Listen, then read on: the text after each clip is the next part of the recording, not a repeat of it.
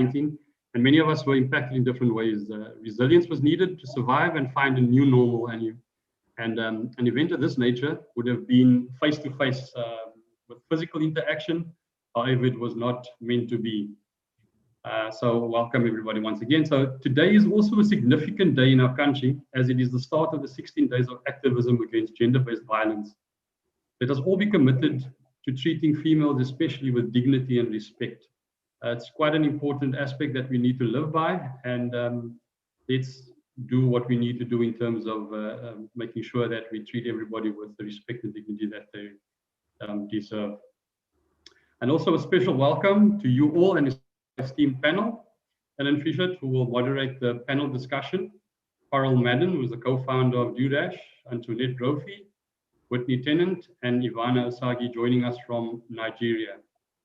I would just like to do a short introduction to DueDash and what we do and how we then operate in terms of what we do. Michael, is it possible for me to share my screen? Yeah, 1 second. Yep. Okay, let's see. There you go. So at DueDash, the objective is making startups investable.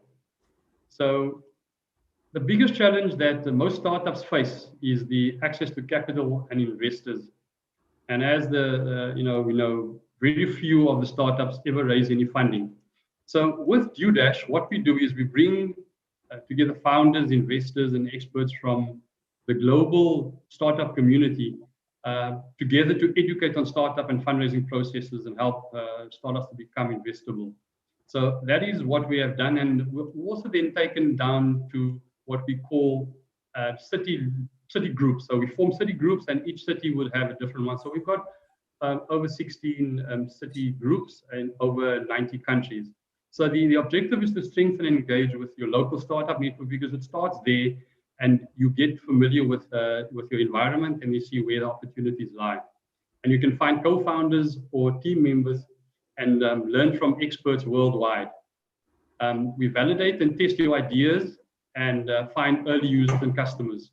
Join local global environments, we also offer free investment readiness checks for credits, and we give to startups, to get ready and get started. So all these services are free, and the paid services would be introduced at a later stage, and that's how we're then building the ecosystem and taking it forward from there. So what we offer at DueDash is an investment readiness check, which is quite unique in terms of how we then analyze, improve, and get startups in front of investors. Many startups, they think that they're ready to present, to pitch their idea, and they come short most times because they don't understand how to engage and what to engage about it. So with our investor readiness check, we work with a number of partners which can offer you benefits of up to $25,000. So as I mentioned, our founder sparring rings are based in cities, and that's where you create value and we have structure.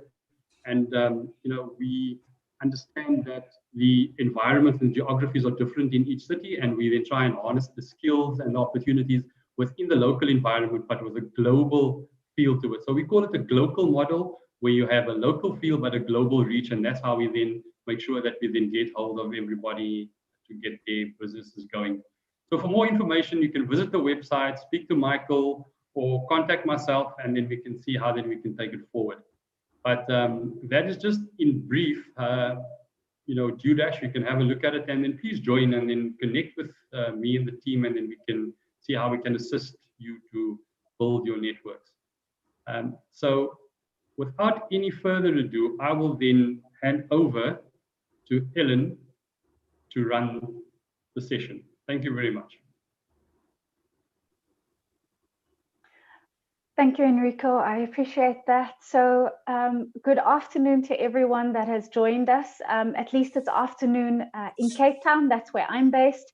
My name is Ellen Fisher. I am an impact entrepreneur. I'm an activist for economic empowerment, especially economic empowerment of marginalized groups. I am very, very, very excited to be hosting and to have this honor to have a real discussion, because the women that we have today and that will be speaking and sharing their stories, their pains, but also their gains and their wins with us, are phenomenal women. They are real women, and the idea is to have a real conversation today. So a couple of house rules before we get started. You will see that everyone is muted, and unfortunately you will remain muted until we get to the questions and answers at the end of this session. I do, however, encourage you, because that's the whole basis of a network, and especially a connected network, is to pop your name if you want to in the chat box, please, with the question. So I'm based in Cape Town, so I would say Ellen from Cape Town wanting to ask Antoinette this question, or ask Ivana. So please don't wait until the end, because you are going to hear so much today that you will forget that question. And we'd really like you to have the opportunity to engage with our panelists. It also gives us an idea of what is needed for DueDash to succeed, not only in the city, but in the country. And the world has very much changed. So as Enrico said when we started off, we can't continue with business as normal. And I'm very pleased to welcome, as someone from the ecosystem in South Africa, DueDash to our country. And even more pleased that everyone seems to get these days that we can do everything we want to do. We can meet, we can run businesses, and we can connect intentionally and with real purpose online.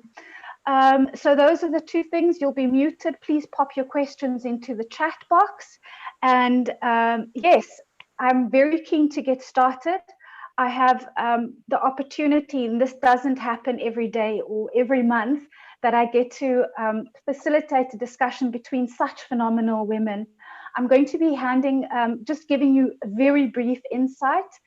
Please, ladies, there's no offense intended, but if I was to read everyone's bio, people might drop off. So I don't want to be speaking. I want to hear what you are saying, and I would encourage everyone to connect with you on LinkedIn as well. But I'm going to start in no particular order and introduce our panel for today. So first of all, I'd like to introduce you to Parul Madan.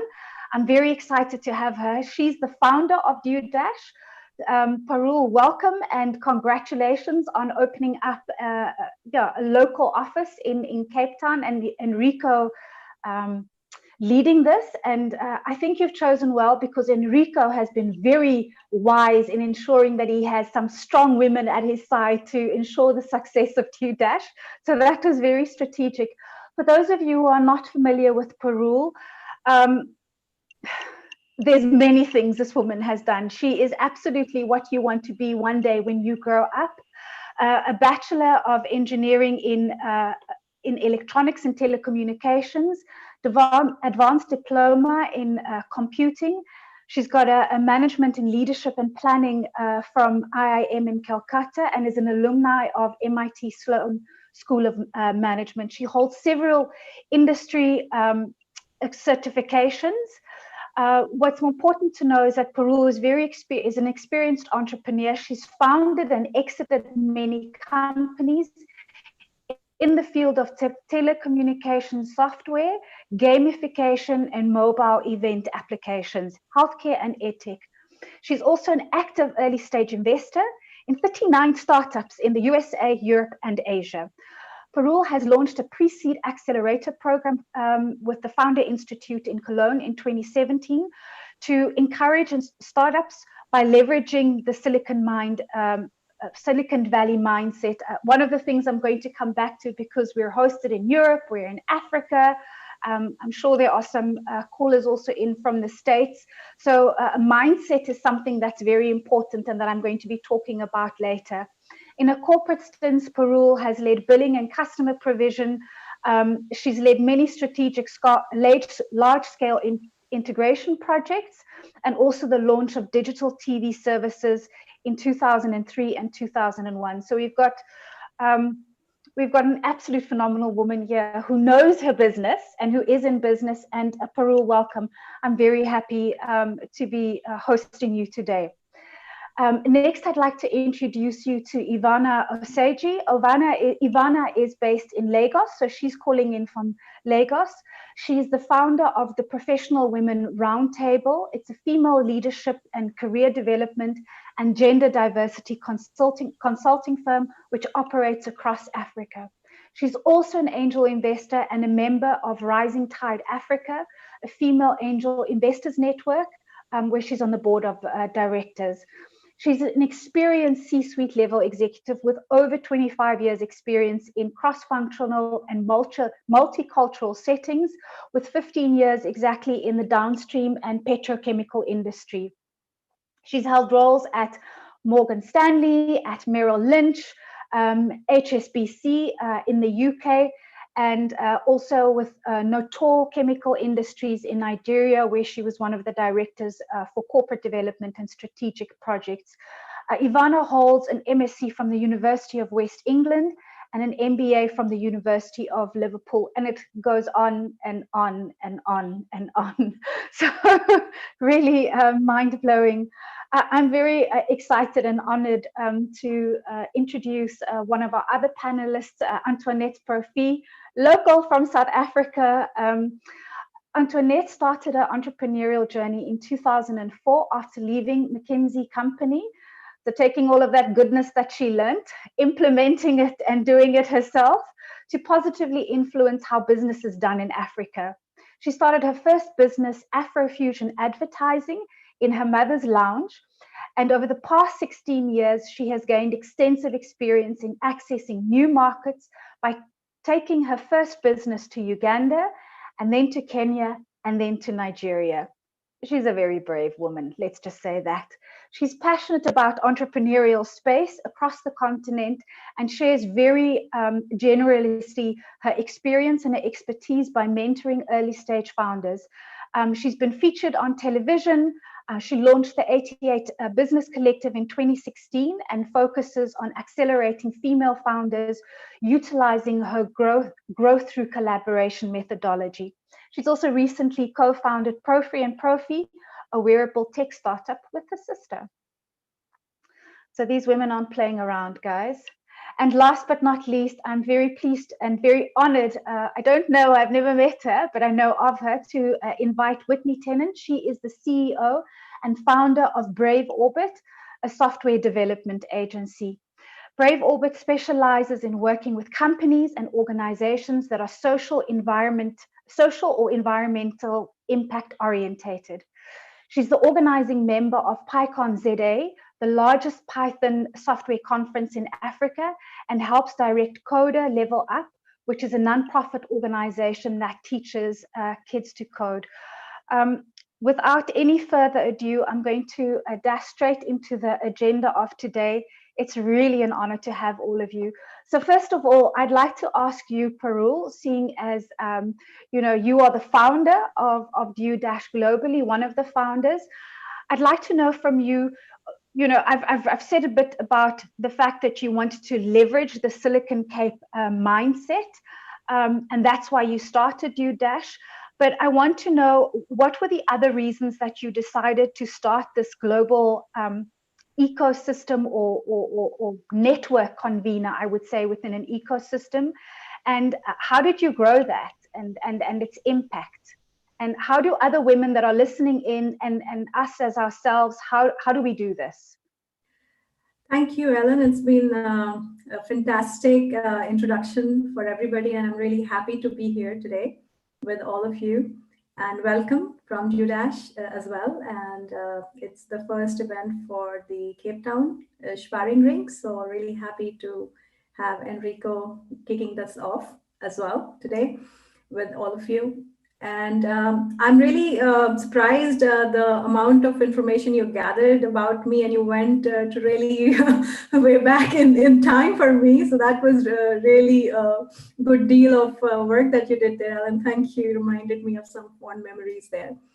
So having said that, my business building process had been predominantly into B2B space and not really B2C space. And after, exiting from the businesses, as the building up phase was from 2007 till to 2013, and then there were some parallel pursuits. I've been actively investing in startups through acquisitions or also investments into just purely as risk capital into startups for last 5 to 7 years. And during that process, obviously, I met a lot of founders and companies and different people. And as part of giving back, we started and launched this accelerator program and came in contact with a lot of ecosystem players.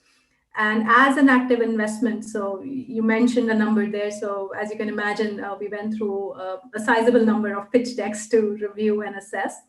So after going through that, we realized there is no systematic process of doing an assessment of a startup or a startup team or an idea, because everybody comes with a different kind of a vision, different view on problem solving. Every founder has their own journey. Every company has their own journey. And with that thought process, the thesis has been going on for more than 3 years now between me and my co-founder, Nikhil, who's also my life partner. And we both invest together in startups as well through our holding company. That's how the idea of DueDash was born. It was called something else that time. We changed the name once we launched it earlier this year. But we were pivoting constantly on our thesis and how to go about it, and there were many components to it. So with a community platform, as you see today, when you go to community.duedash.com, it's a way to provide global access and network and knowledge base, so that we can bring early stage founders to the point of investability. So it's more like a giving back. 90% or more than 90% of this platform, as you may have noticed from Enrico's presentation also, that it will remain free. There are few components of that will become, paid services, so to speak. But our goal is to basically build investability platform, which is basically will be driven through artificial intelligence. It's going to be a private capital tool with a goal to reduce the time-consuming due diligence process by up to 40% for investors, so that the founders can come closer. The founders who really need the investment from the investors, they come closer to that investor and that investment decision in that period of time.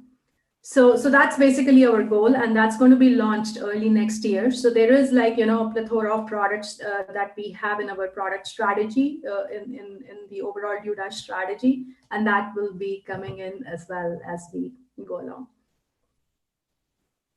Okay, and then thank you for that, Parul. I mean, you're building on your strengths, and you've absolutely seen that there's a great lacking in the market, because it's one thing to start a business, it's another thing to be, as Enrico said earlier, investor ready. But then on top of that, what do investors want, and how do I prepare for that? So I think I'm really excited about the product, because I'm hoping that this platform also somewhat levels the playing field. A question I have, additional question I want to ask. So, I mean, networks are important. Do you believe that, or how do you think that women that are not business owners like yourself, but maybe still in their full-time careers, can create networks to actually ensure that they progress in their career or in their business? Yeah, I think it's a great question, and I often get that. So one way is obviously self-education, whatever you're passionate about or wherever you want to upgrade your skills or find areas where the skills are transferable, if that is like becoming mundane and you can apply it somewhere else. So that's one way of doing it.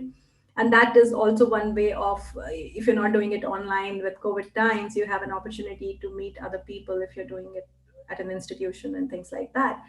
And today's date and time, we have meetups, we have a lot of events, and that is one way to socialize with people, find interest groups with whom you can engage.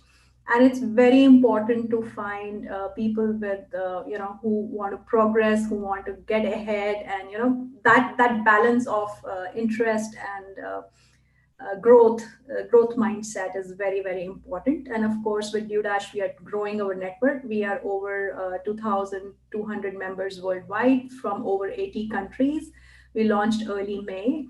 And we do have some female representations, and I'll be happy to invite and have more and more people there so that we can do more for not only females, but everybody.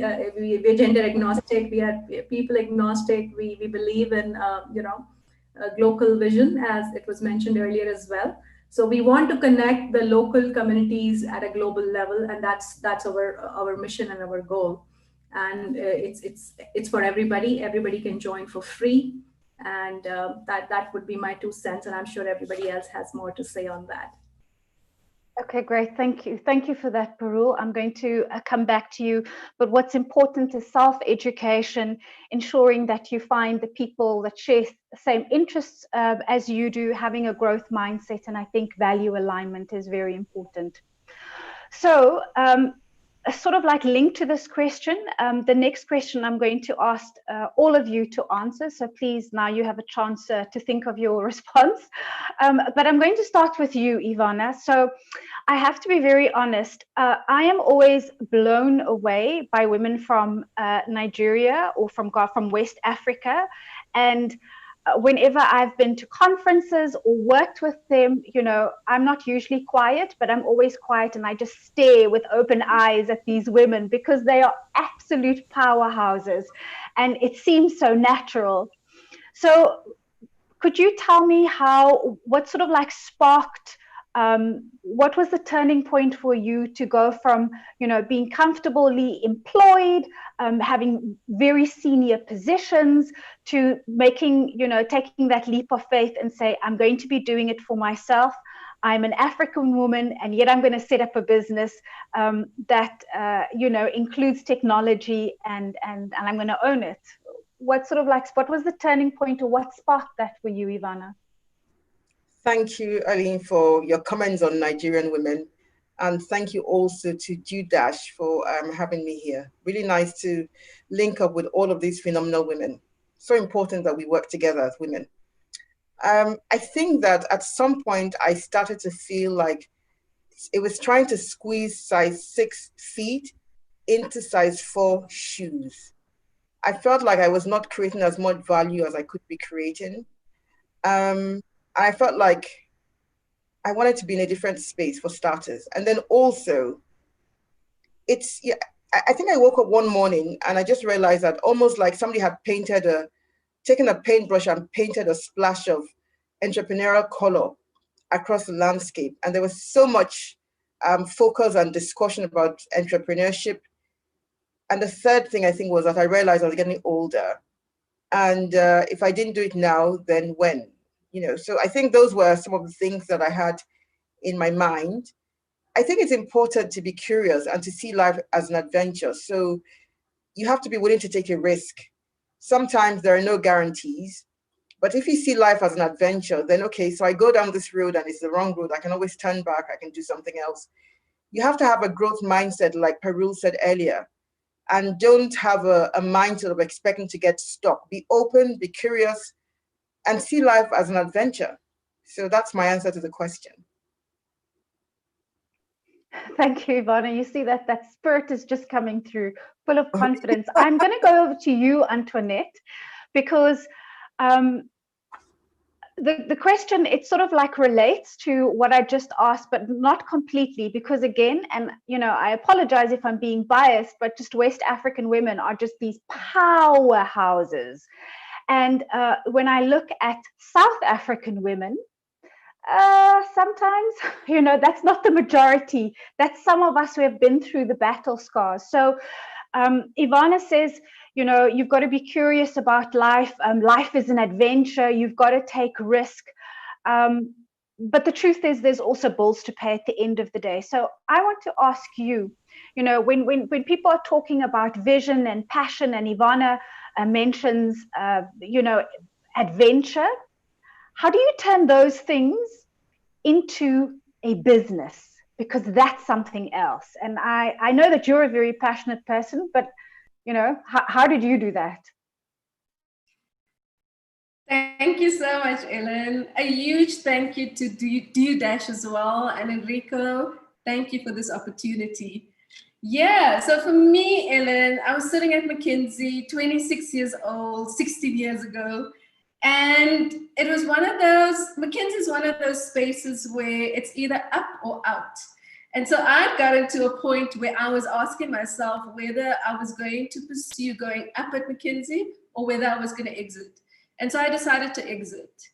And I called my mom November 2003 and said, "Mums, I hope you're sitting down. I'm calling to tell you that I'm resigning today." So I come from one of those families where my mom expected me after being at McKinsey, husband would follow, babies would follow. This was not going to be my life, right? So when I called her that day, I said, "Mums, I hope you're sitting down. I'm letting you know that I'm resigning today." And I knew that she was going to be disappointed. But I said to her, "I am resigning to start my own business. I'm not calling to ask for permission. I'm calling to ask if I can move back home so that I can save money while I start this thing." And so, Ellen, then I found myself in my mom's lounge, starting Afrofusion, my first business. And man, it was daunting. It was really overwhelming. But the beauty of being at McKinsey, and I echo what Parul said, is that you have to create networks. So for those that are thinking about embarking on this journey, if you're still in your 9 to 5, use that space to create as many networks or engage as many people as you possibly can. And the thing about networking is that you give more than you take.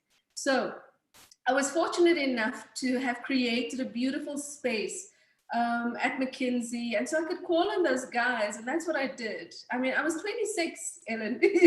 I knew what I wanted to do, but I wasn't sure how to. So I would call on the guys on my network relentlessly, especially the first year, I'd say, and ask them to review my how, ask them. Anytime I bump into an issue, I had no issues asking for help. So that's the other thing I want to leave with female founders, is that sometimes we find it difficult to ask for help. Listen, my asking for help game is on another level. So I had no issues asking for help. And so I think that's what helped me in those initial stages. We landed our first contract after 9 months of knocking relentlessly on different doors.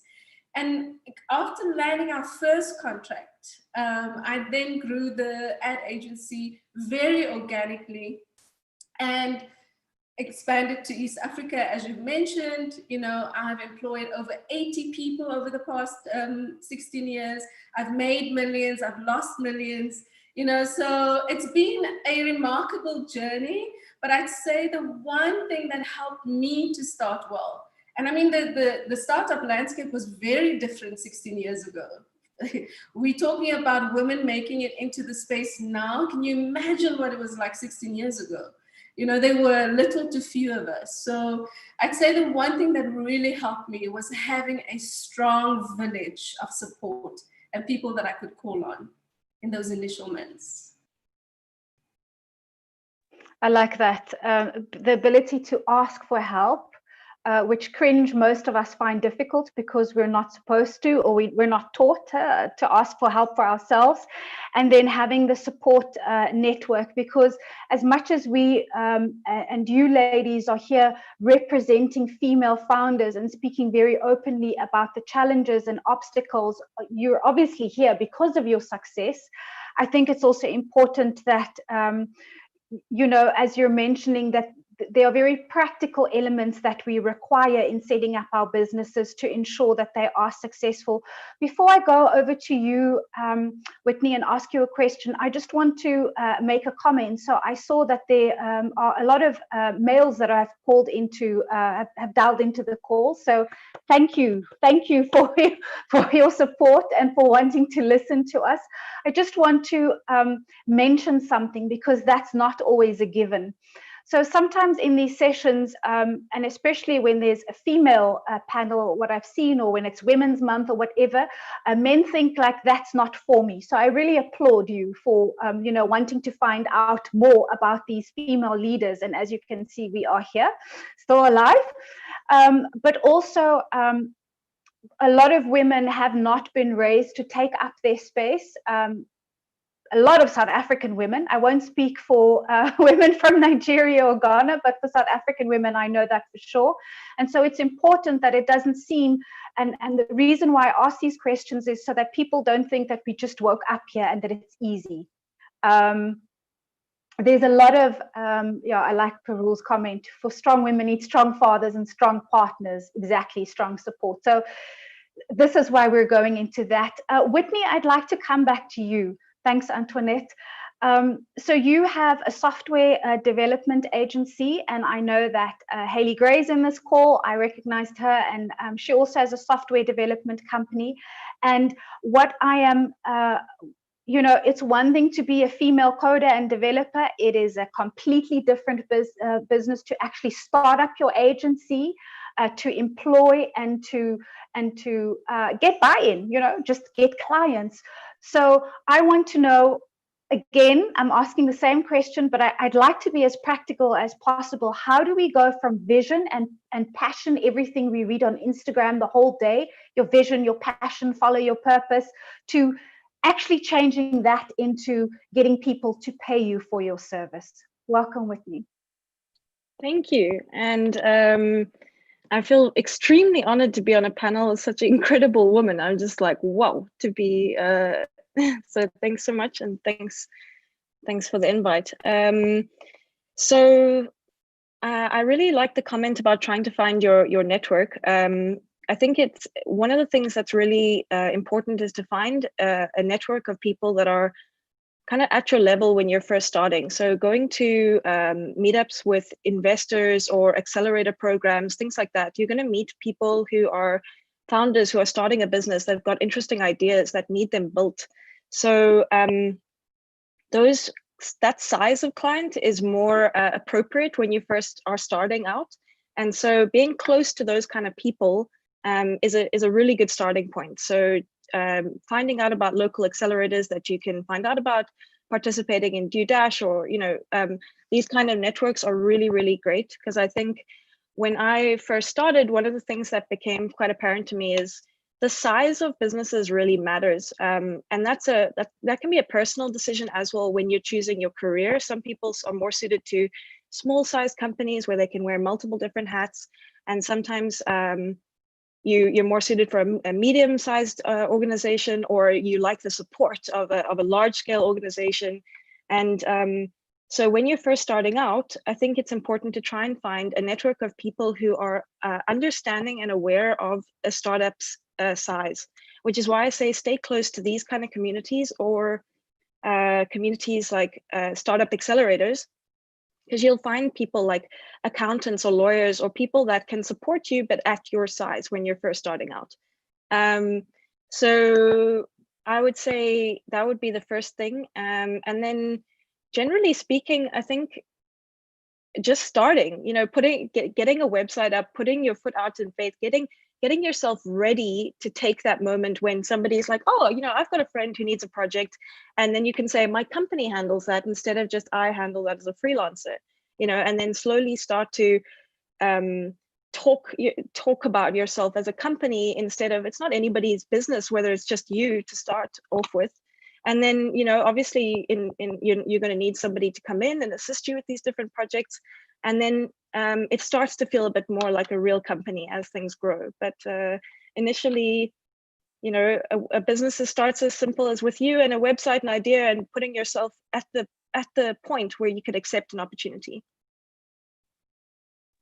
I love that, Whitney, about the starting, because, you know, we could strategize forever, and there's never a right moment, I think, to you know, leave all of your you know, that security of the 25th of each month, that you know something's going to be deposited into your account, and also about talking about yourself as a company. So I find that women use a lot of terms, including myself. I've unlearned that, but we sometimes tend to make ourselves smaller. We speak smaller about ourselves, and that's why we're also not perceived as a company or as having sufficient capacity.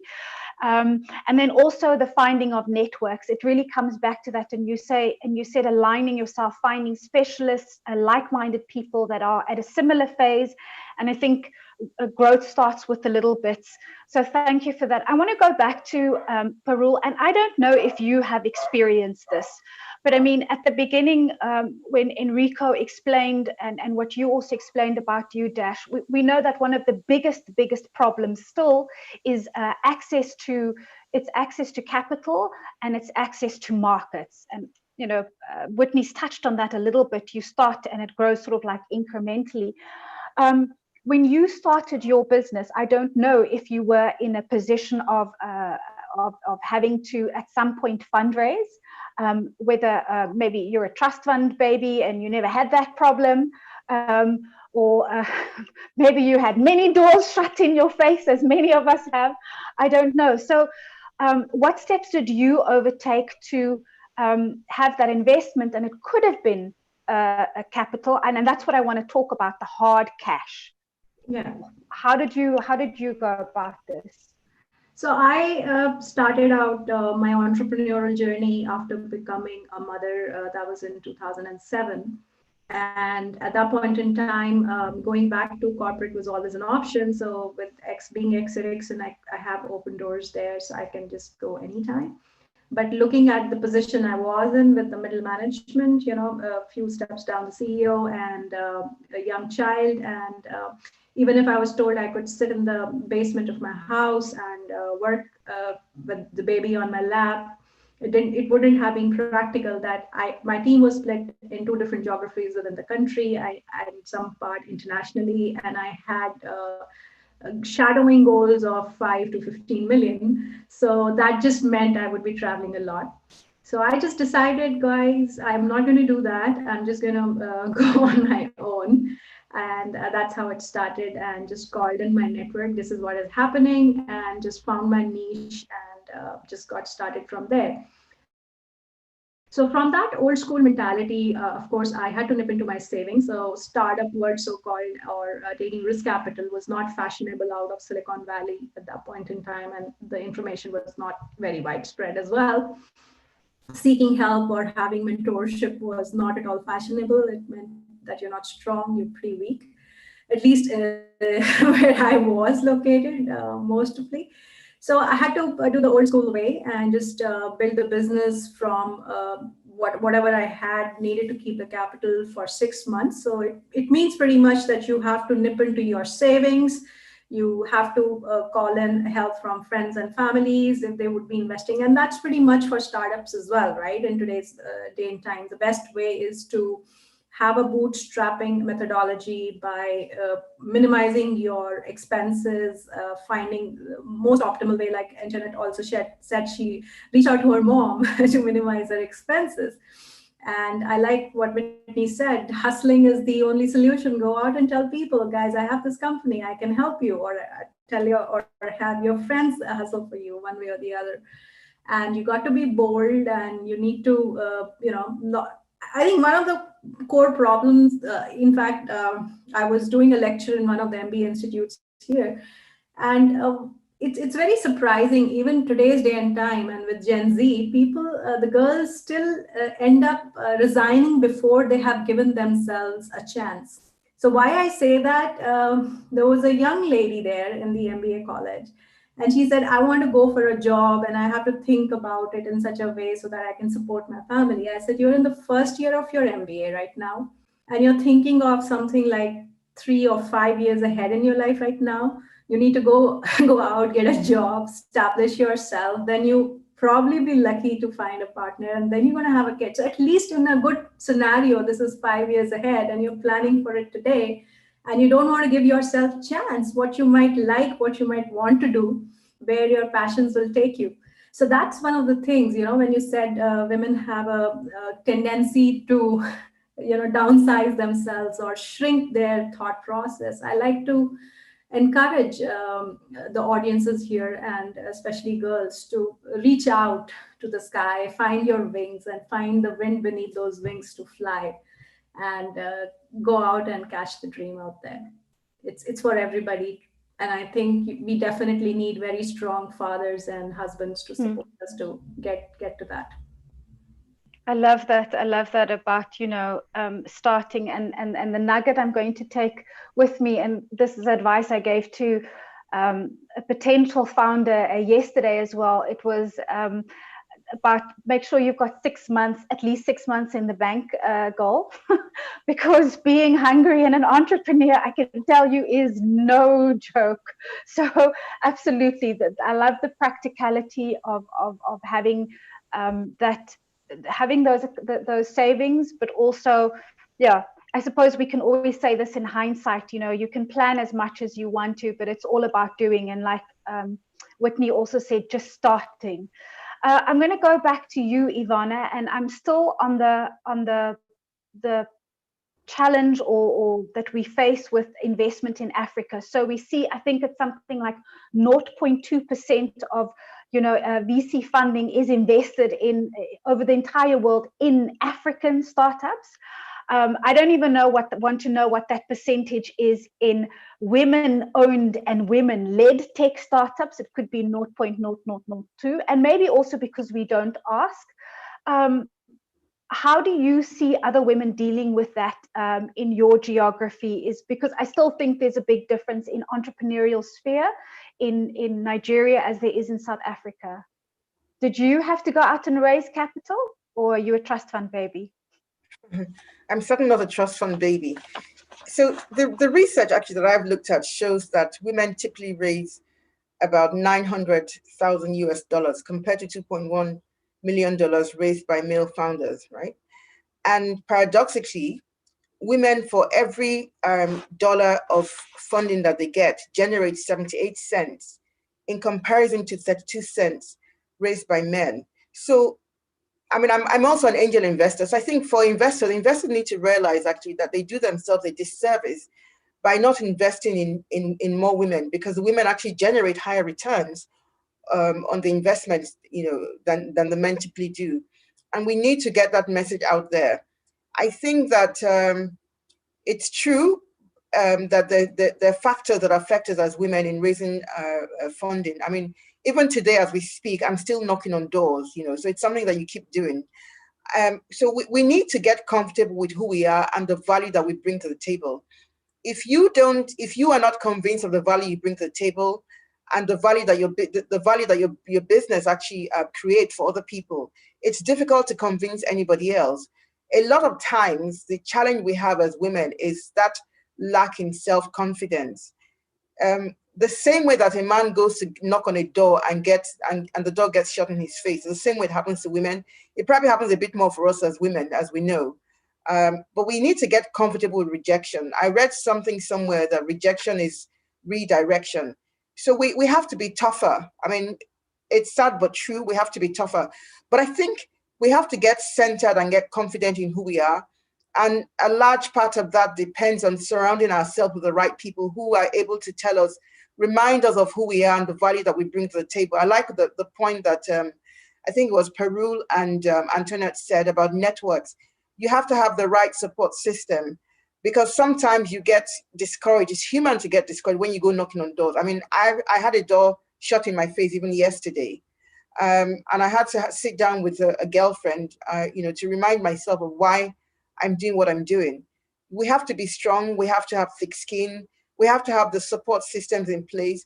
And we have to be, I think you have to be bold and audacious in dreaming those big dreams. So I'm not going to cut myself down to size just because I get rejected. I'm going to keep going out and knocking on those doors. And if I get a rejection, I'll dust myself up and go off and knock on the same door. Focus on what I'm trying to achieve. Think not just about yourself.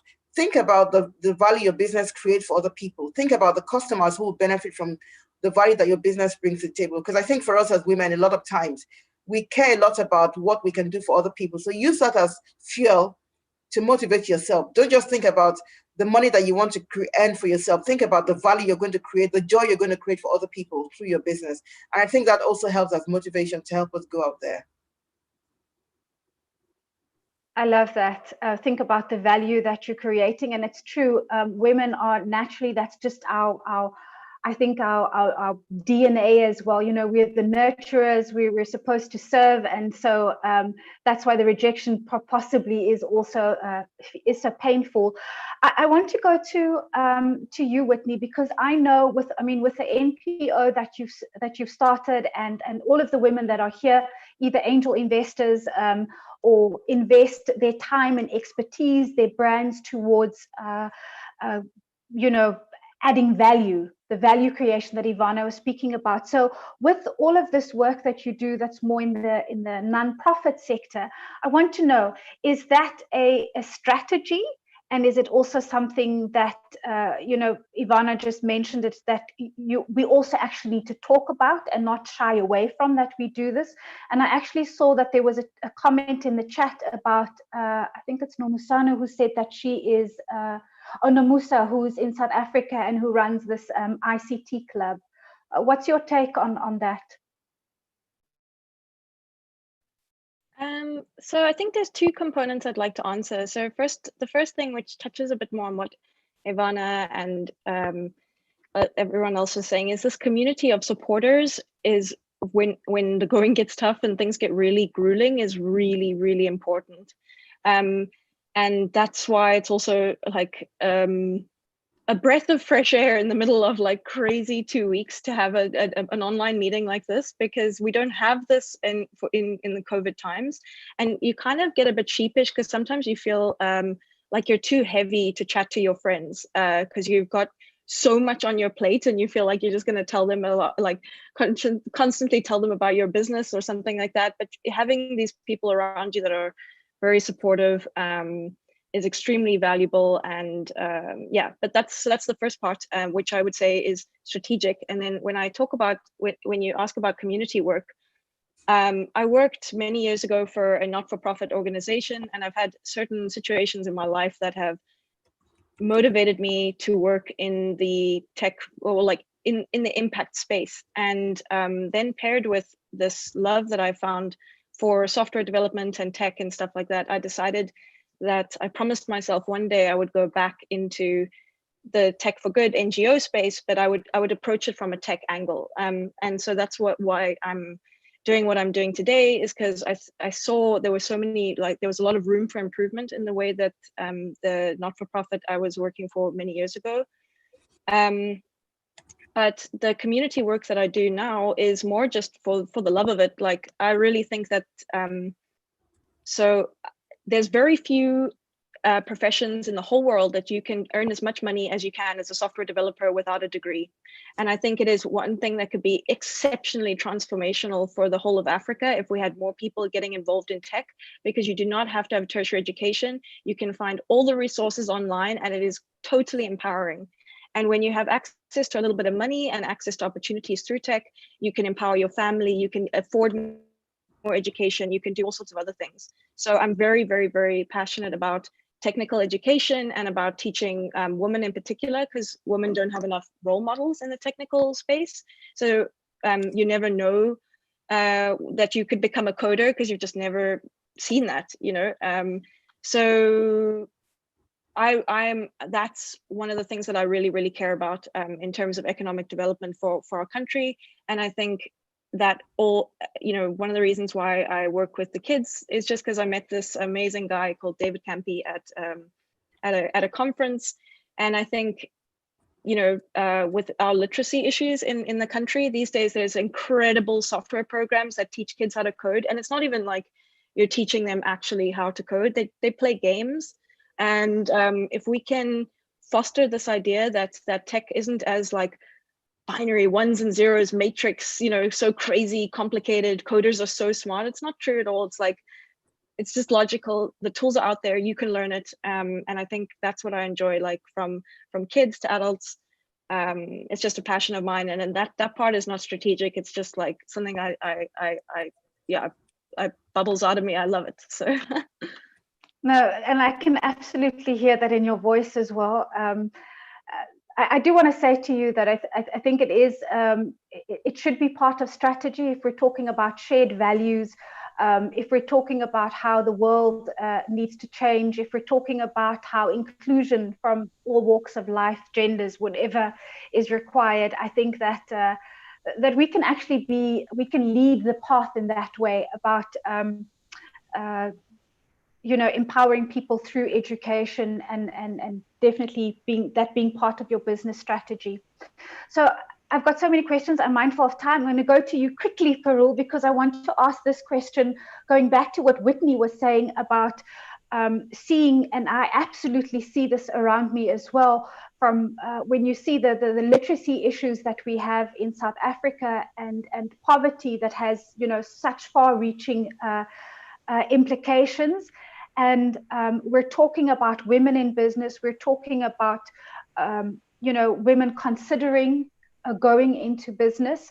And I have to agree with what Whitney's saying is that, with the way things are today, it's not that we don't need computer scientists, but you can basically build your business from your phone. Most of my work I do from my phone and on WhatsApp and whatever.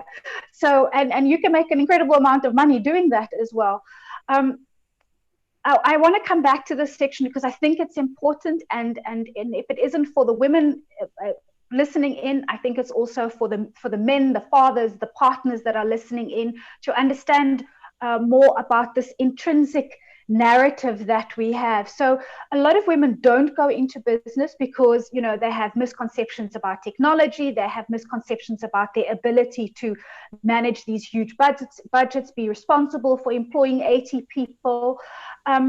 In your experience, what is the best way, if you don't come from that supportive environment, or if no one is a business person in your family, to rewrite that narrative, and how do we communicate this to ourselves and the rest of the world? I think it's a very interesting question, right? So business, whether you come from a business background or not, it is immaterial. So I can relate to it, what you're saying, because I come from a business background, from a business family. My father was an industrialist, whereas my parents-in-laws, they were not, they were bureaucrats. And so my husband had to struggle that. I didn't have to. But having said that, the traditional businesses are changing. Everything is technology driven, like yourselves. And a lot of traditional businesses are struggling. They wouldn't be, we've seen disruption happening in the last 10 years, more so. And the pace of acceleration of this disruption is only increasing, and it will only increase. And I personally feel post-COVID, we're going to just see that in the next 5 to 8 years, we'll see the next wave of new types of businesses, new types of entrepreneurs emerging out of it. We've seen Amazon valuation going out of the roof during this time. So having said that, I think that narrative has to continuously evolve, that learning, self-improvement, self-learning has to continuously go. And going back to women, we have to manage the household. We need to have a budget at home. We need to manage a lot of chores at home and a lot of stuff that's happening around. So the management skills primarily are there, and they are transferable skills. They can be implemented very easily on the business side. And if the skill is not there, that can be absolutely hired. Like, all the panelists have said, go out and seek for help and hire the skill, wherever you feel uncomfortable, and find your strengths, first of all, because when you hire a complementary skill, that's the best use of the skill set when you're starting out, and optimizing your expenses as well. And you'll have to be on the lookout to see how the industry is changing, how the markets are evolving, how the customers you need to serve, their needs are changing. What are they demanding? Are they still looking for the same set of services or products, or are they looking for something else? What are the trends internationally? And in the region or in your community, what is it that will be acceptable? And today we are connected with the internet, and I know the internet speed may not be as good, but I know primarily it's there, right? And we have the access of information, and we should just use it for our advantage as much as possible.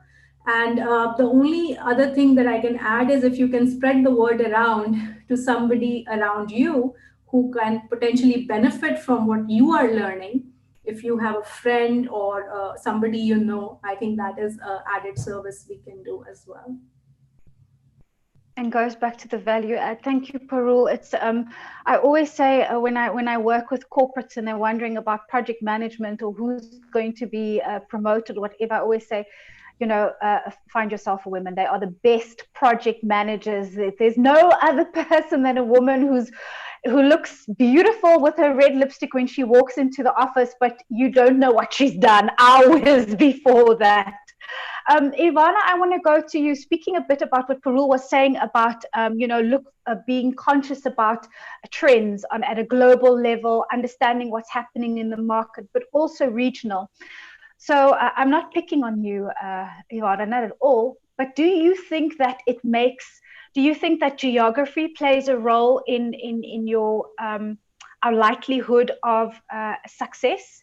And about you know, us setting up a business, do you think that it plays a role where we start? I mean, I think it does if we're realistic. I mean, so we find that it's not just that women struggle to raise funding. We also find that people from ethnic backgrounds also struggle to raise funding. We find that it's easier for people in the US, for instance, to raise funding because there's obviously there's a lot more money out there that is available to be invested. So yes, that makes a big difference. But you know, what would life be if we didn't have challenges? So I think rather than focus on what the limitations are and what the disadvantages we have, what we should focus on is how we can get around them. So it's more difficult for a young person in Nigeria, for instance, to raise funding for a great business idea than it would be for the same person in the US. But nonetheless, we see people here having great success. So we just saw a young team who set up a fintech company. I don't remember what the numbers were, but they just sold their business or to just raise some additional funding from some American investors. And you know, the fact that we have COVID actually has brought quite a few advantages as well.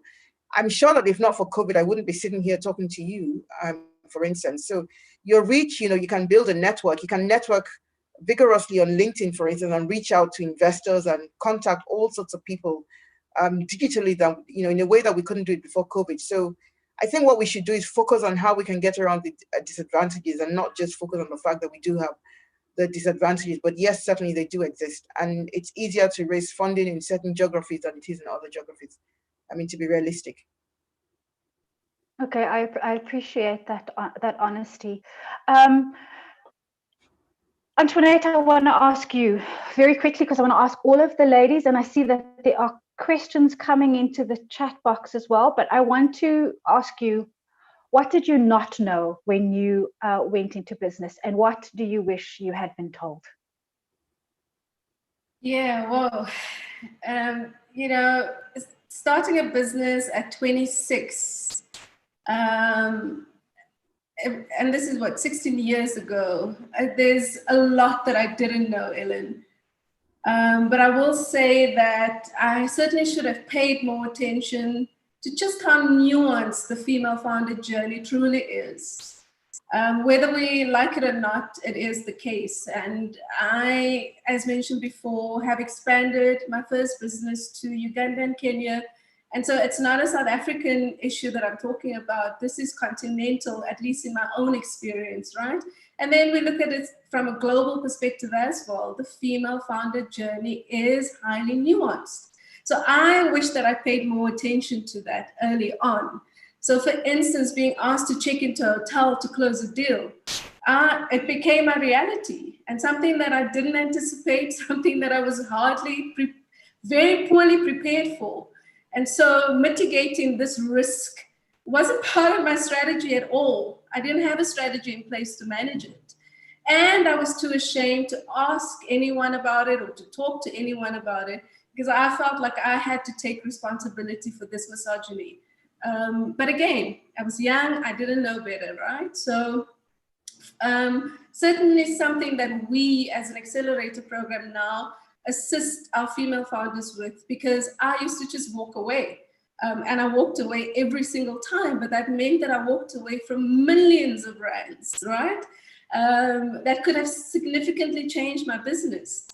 But now we assist our female founders to meander that unfortunate part of being a female founder.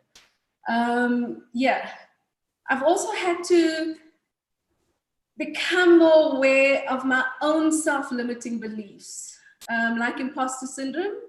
And this is one that had me sabotaging my own successes early on.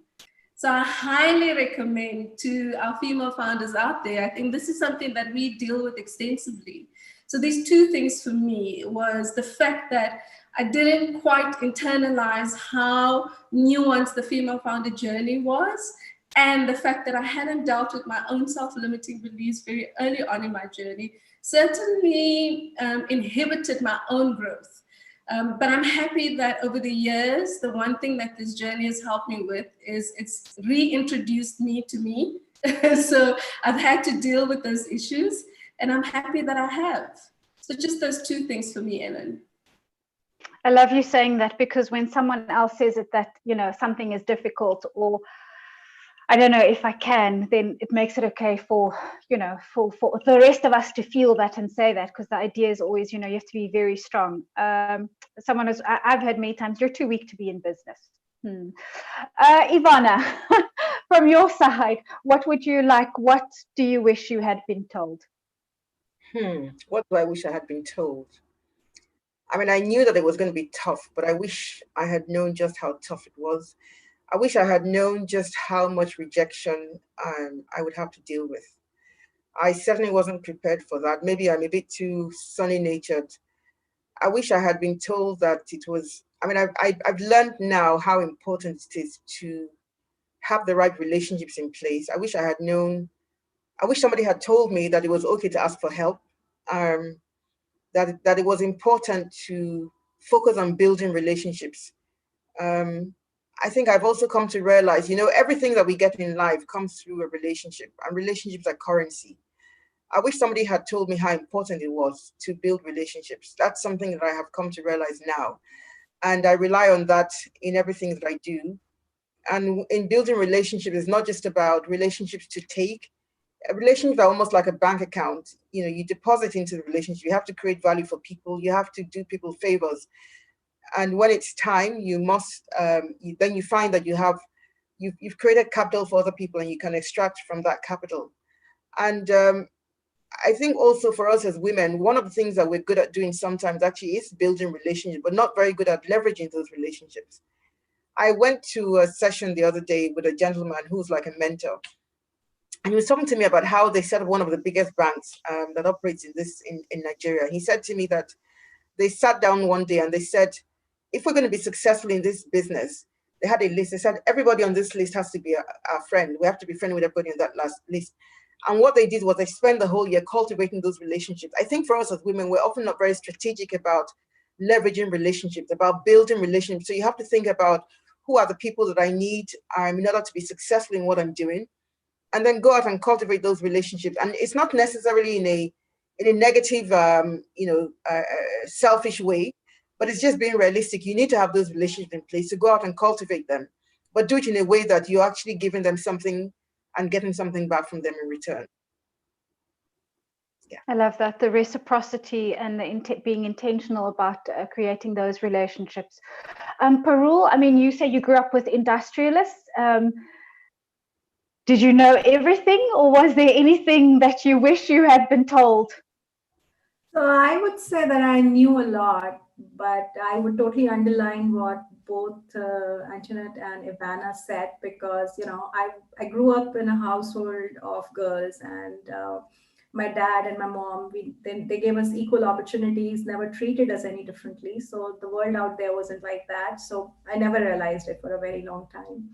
So reflecting back, sometimes it does feel that, was it because I was a woman? Was it because of the fact I was different or whatever? So I don't know. I would never have the real answer for that. But, you know, sometimes ignorance is bliss. The only thing I would say as a female founder, when I went out, it was very difficult for me to ask for, when I was offering a service or closing out on a commercial deal, I would buckle under the pressure of negotiation, and I would not put a higher price to what I was offering to my customers. So, and it was funny that one of my customers told me that I should be doing that and I should be harder. I'm too soft. So that was a learning I got, and I really, I feel it was a good thing, and he realized it, and it was one of my initial projects as well with one of my initial customers, and he said that to me. So this was a difficult learning for me, a very difficult process to ask for money and have that. Not having that feeling that I'm asking for money, and it was like a rightful money. You delivered a service, now you need to get paid. So that kind of thing, that process took some time. And the second thing was, feeling the responsibility aspect, that you're responsible for everything.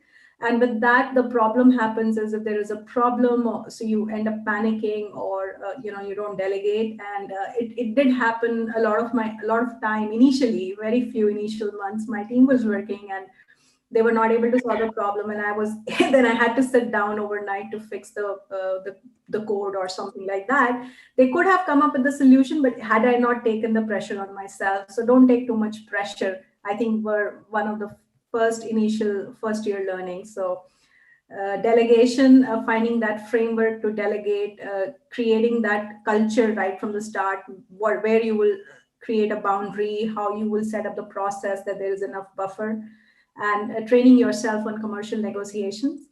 And the last thing which I would like to close on, I did not know how to read balance sheets. I don't like accounting, and I still don't know how to read them, and I still don't like to do accounting. So find somebody whom you can trust and work with those functions if you can.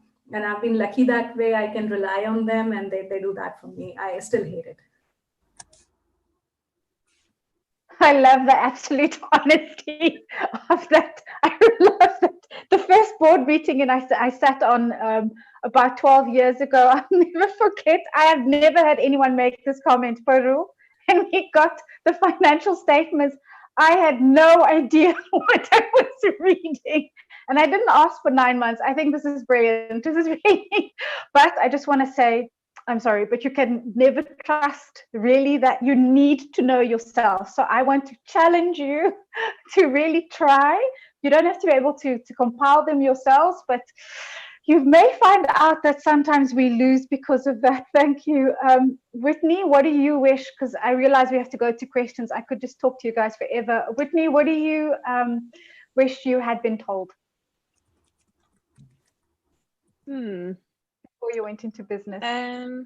I really like that comment by you, Parul, about knowing where to set boundaries or taking pressure. I think it's fascinating. I think I'm still in that phase of like absorbing pressure like a sponge, and like, because you just think like, I can do this, I must be able to do it. And it's like, but should you be? Like, I think that's something I wish I've been told, and now I've been told it. Just look out for this. I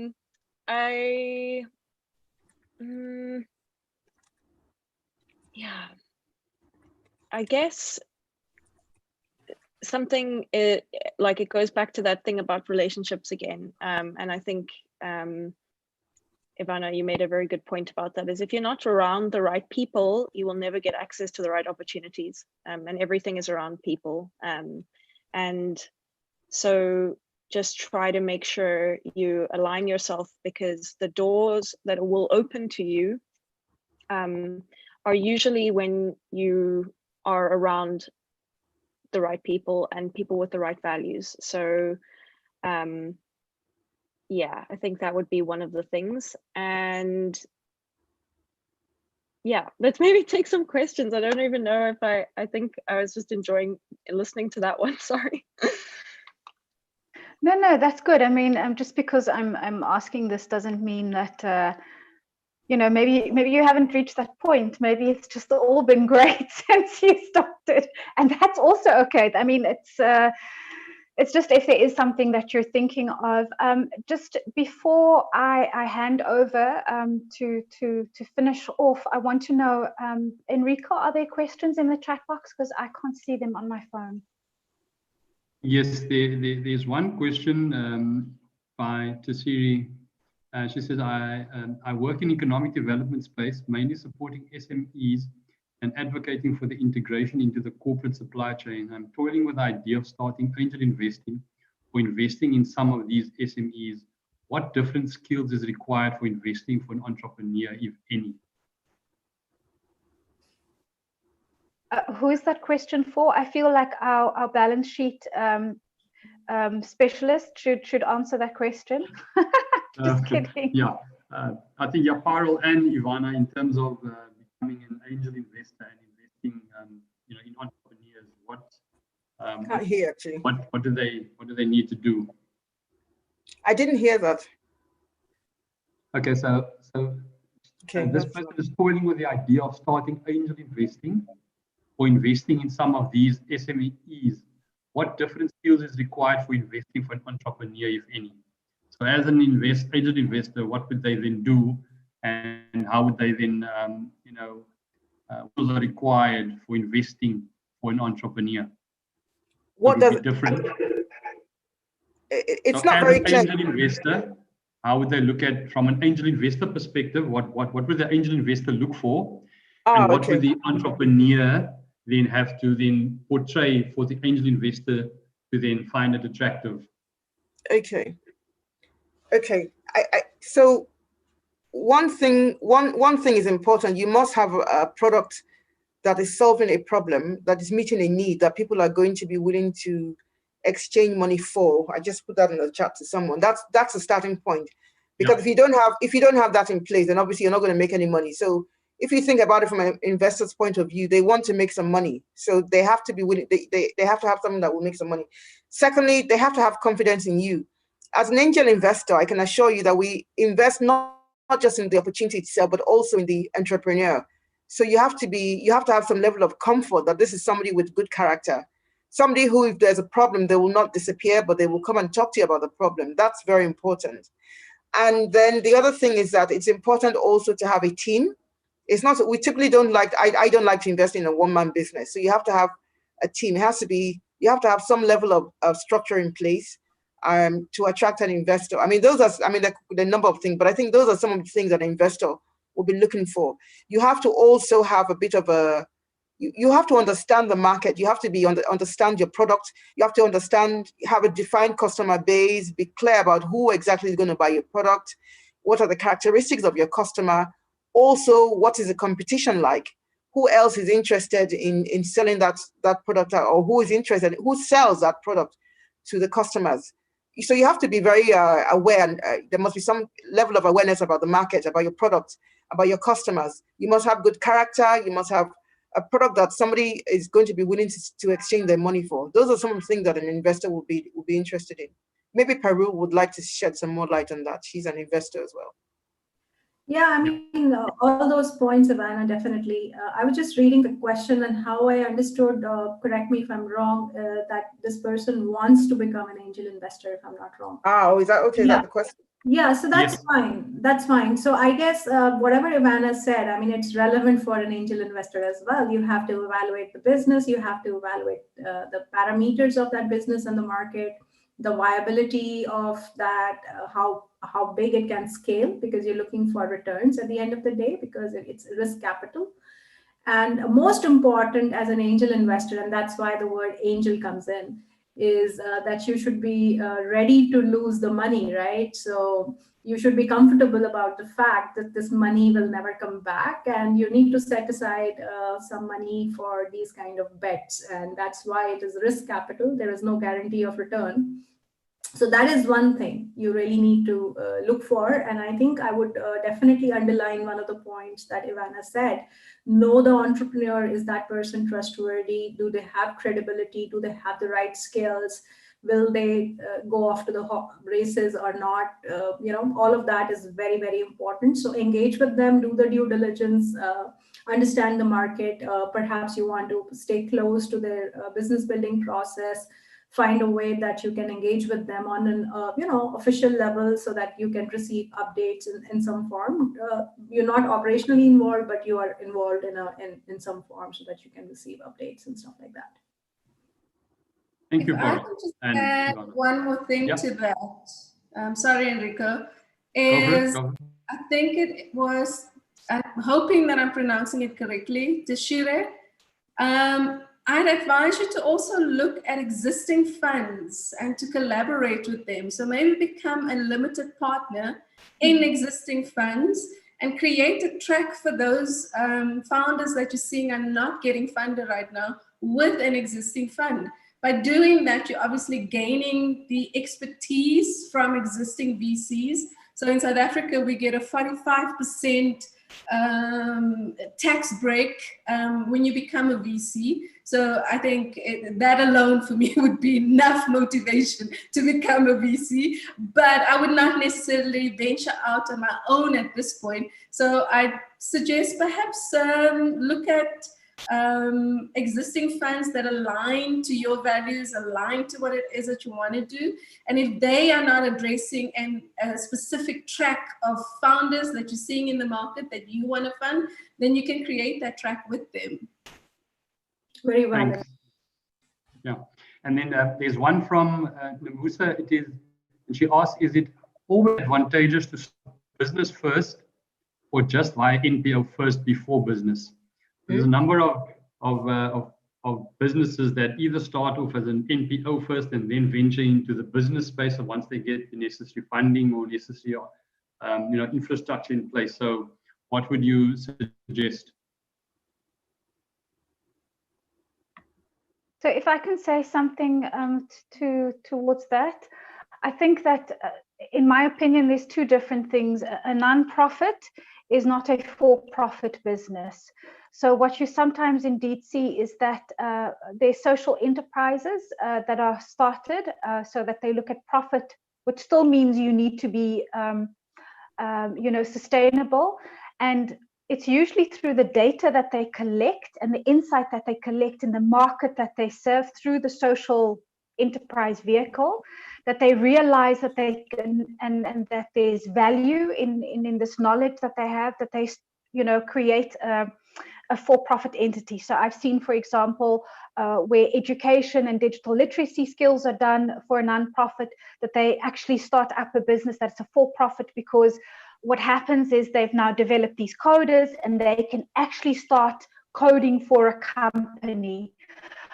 I don't think so much the question should be, should I start a nonprofit and then a business, or should I start a business and then a nonprofit? Because I really think that the approaches and the way that you are going to grow those entities, be it for profit or not for profit, are completely different. And they are actually also very different worlds. So you're either social enterprise focused and then will later learn, hey, but there is actually a monetary value that I could gain out of this. And that means that your social enterprise is actually also really fulfilling a need.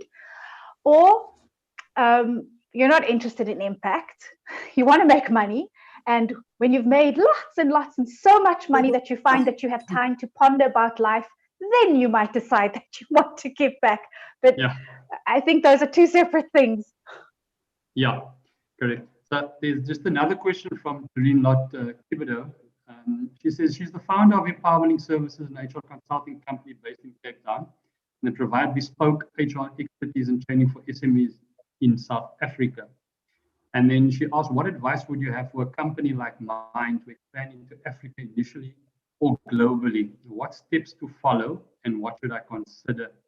And what lessons have you learned that I could follow? So that is to Antoinette and to Ivana, just to see how, and from an HR perspective, how she can then take the business to the continent and then globally.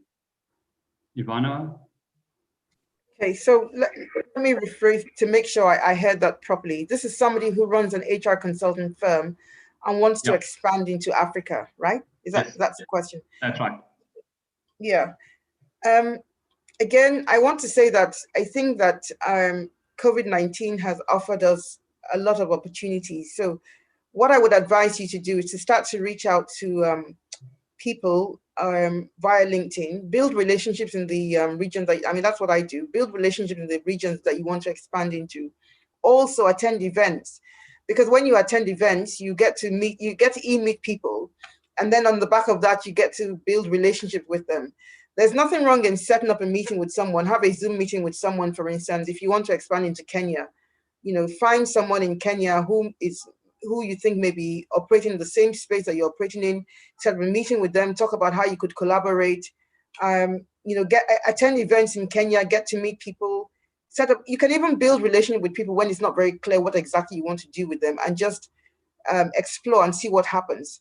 Be curious and reach out. It's really all about relationships. I mean, that's how you're going to expand. And I think now that a lot of things are happening virtually, that's how you build relationships.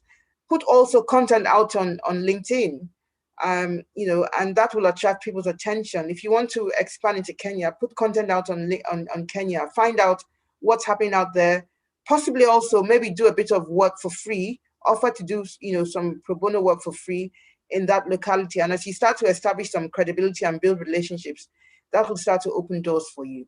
Maybe Antoinette may have some other ideas. Thanks, Ivana. I can't echo that enough. It's so important to look at collaborating before you actually step into the country. So that's one thing I didn't do, expanding to Kenya and Uganda. So I was working with Africa's youngest billionaire. So at least I had that as a support system going into Kenya and Uganda, which was amazing. But I think the one thing that I'd highly recommend you do, Tareen, is absolutely establish relationships here, collaborate, get a feel for the region, get a feel for the country and how they do, and see if it aligns to how you do, which is also very important.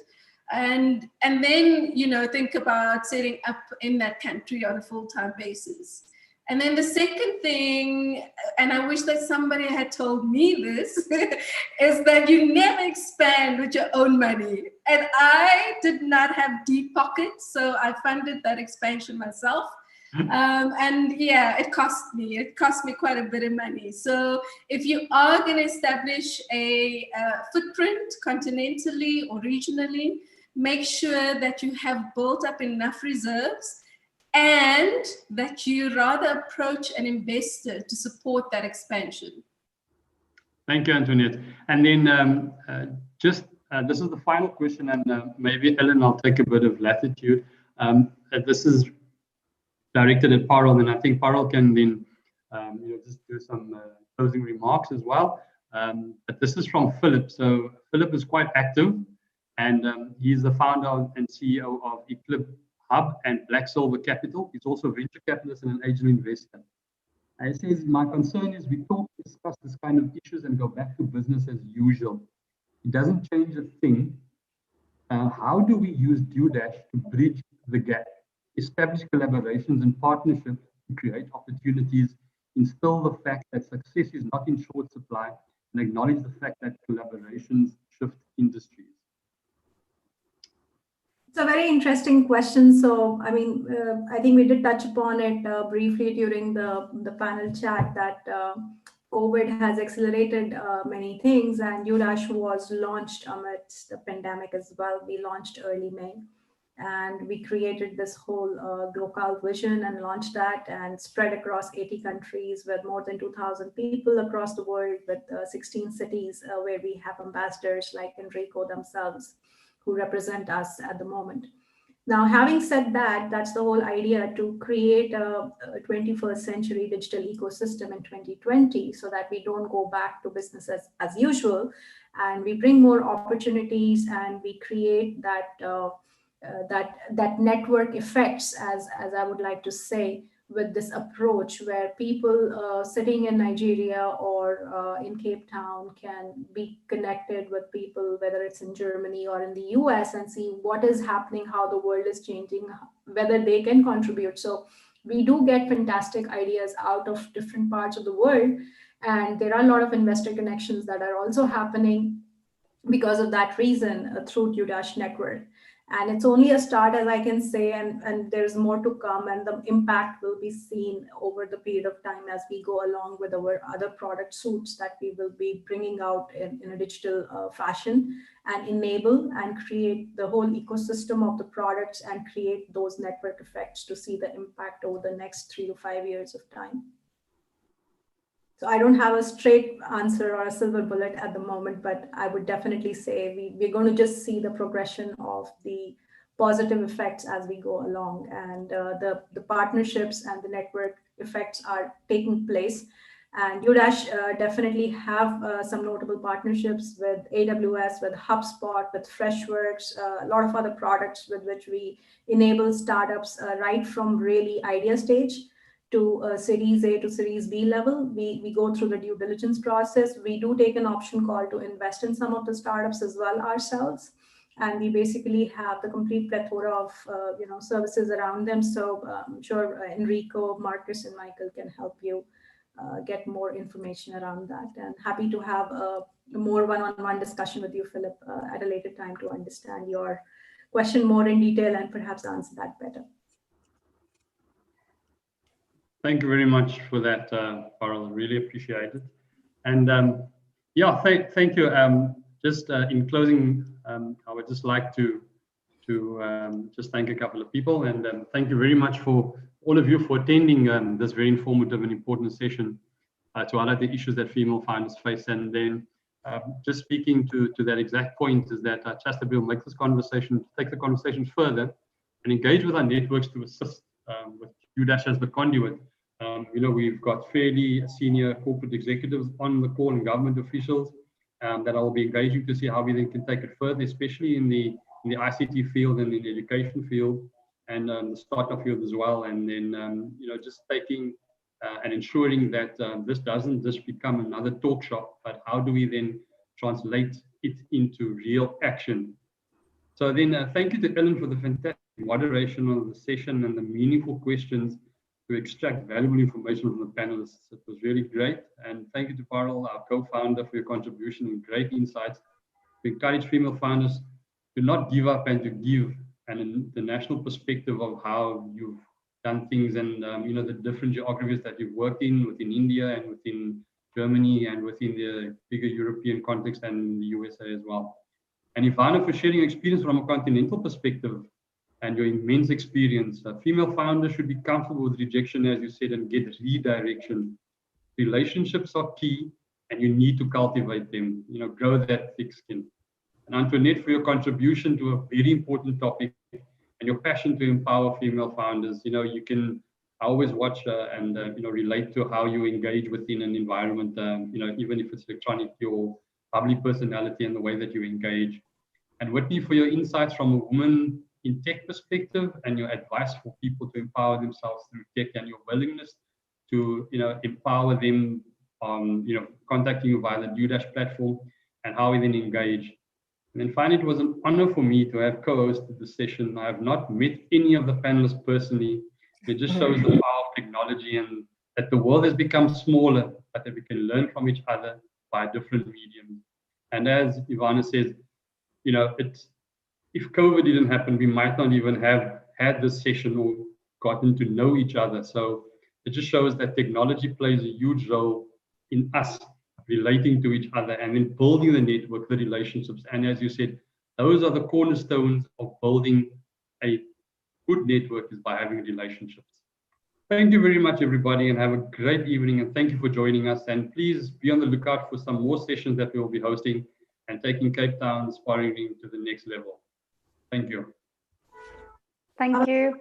Thank you. Bye-bye. Bye. Thank you.